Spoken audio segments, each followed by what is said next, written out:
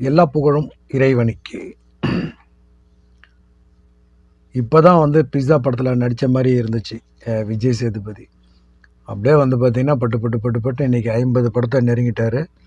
50வது படம் நித்திலன் இவரோட டைரக்ஷனில் இந்த படம் வெளியாகியிருக்கு.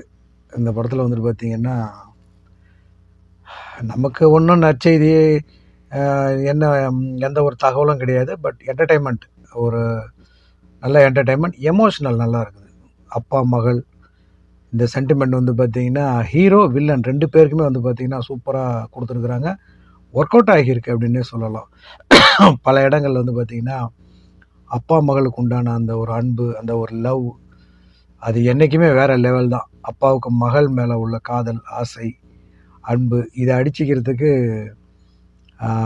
9 மாதம் இல்லை 900 மாதம் சுமந்தாலும்